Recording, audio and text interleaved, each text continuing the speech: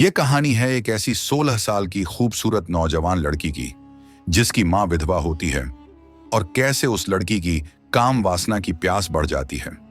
कैसे वह हर दिन अपनी इस प्यास को बुझाने की कोशिश करती है और फिर कैसे एक दिन एक नौजवान साधु आकर उसकी इस प्यास को बुझाता है।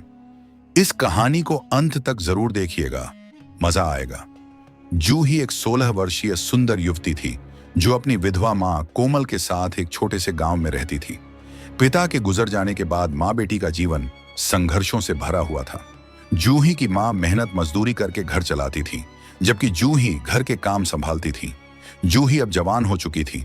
उसकी रूप रंग अद्भुत थी, गहरी काली आंखें, लहराते बाल और कोमल त्वचा। लेकिन उसके भीतर एक अनजानी आग जल रही थी जिसे वह खुद भी समझ नहीं पा रही थी। एक दिन गांव में एक युवा साधु ऋषभ का आगमन हुआ। वह तेजस्वी, शांत और प्रभावशाली व्यक्तित्व था। गांव के पुराने शिव मंदिर में वह ठहरा था और भिक्षा मांगकर जीवन यापन करता था। एक दिन जब जूही की मां खेतों में थी, साधु भिक्षा मांगते हुए उसके द्वार पर आया। जूही ने दरवाजा खोला और जैसे ही उसकी नजर ऋषभ पर पड़ी, उसका दिल तेजी से धड़कने लगा। ऋषभ की गहरी आंखें और कातिल मुस्कान जूही के मन में हलचल मचा गई। उसने कांपते हाथों से भिक्षा दी, लेकिन उसकी नजरें बार बार साधु पर टिक जाती। साधु ने बिना किसी मोह के भिक्षा ली और चला गया, लेकिन जूही का मन वहीं अटक गया था। उस रात जूही ने पहली बार किसी पुरुष के बारे में इतना सोचा। उसका दिल बेचैन था और उसका शरीर अजीब सी हलचल महसूस कर रहा था। उसके अंदर एक अलग ही प्रेम की ज्वाला भड़कने लगी। अगले दिन जूही ने बहाना बनाया कि वह बीमार है और खेतों पर नहीं जा सकती, लेकिन उसकी मां चली गई और जूही मंदिर पहुंच गई। वहां उसने ऋषभ को पूजा करते हुए देखा। वह बस दूर खड़ी उसे देखती रही। धीरे धीरे वह हर दिन मंदिर जाने लगी।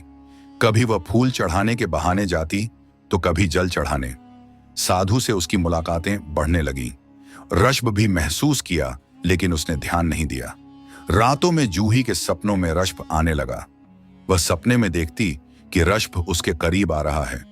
उसकी सांसें उसकी गर्दन को छू रही हैं और उसके आत्मा को संतुष्ट कर रहा है। उसकी कल्पनाएं उसे और बेचैन कर रही थीं।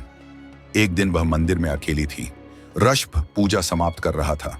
जैसे ही वह बाहर निकला, जूही ने उसका रास्ता रोक लिया और कहा, महाशय, मैं आपसे कुछ कहना चाहती हूं। जूही ने कांपते स्वर में कहा, कहो बेटी। ऋषभ ने शांत भाव से उत्तर दिया, मैं आपको चाहने लगी हूं। मेरा मन, मेरा तन, सब कुछ आपके लिए तड़पता है। ऋषभ कुछ क्षण चुप रहा। फिर उसने गहरी सांस ली और कहा, जूही, यह केवल मोह है। नहीं, यह मोह नहीं, प्रेम है। मैं आपकी बाहों में सुकून पाना चाहती हूं। मैं आपकी हूं, जूही ने कहा और उसकी आंखों में आंसू आ गए। उसकी मासूमियत और प्रेम देखकर ऋषभ विचलित हो गया। जूही ने धीरे से उसका हाथ पकड़ लिया। यह पहला स्पर्श था। जूही ने कुछ नहीं कहा, लेकिन उसने अपना हाथ धीरे से छुड़ा लिया। तुम्हारा मन भटक रहा है जूही, प्रेम त्याग में है, बंधन में नहीं, कहकर वह मंदिर के अंदर चला गया। जूही रात भर रोती रही। अगले दिन जब वह फिर से मंदिर पहुंची तो वहां ऋषभ के गुरु तपोमूर्ति स्वामी जी पहले से मौजूद थे। गुरु जी को देखकर जूही घबरा गई। उन्हें सब कुछ पहले से पता था। बेटी, तुम्हारी आयु को दोष नहीं दिया जा सकता, लेकिन तुम्हारा मार्ग गलत है। मोह में बंधना सुख नहीं, दुख लाएगा। तुम्हारा विवाह ही इस समस्या का हल है। गुरुजी की बातों ने जूही की मां गौरी की आंखें खोल दी। कुछ ही दिनों में जूही का विवाह एक अच्छे युवक से करवा दिया गया। ऋषभ और उसके गुरु ने गांव छोड़ दिया और अपनी साधना के लिए आगे बढ़ गए।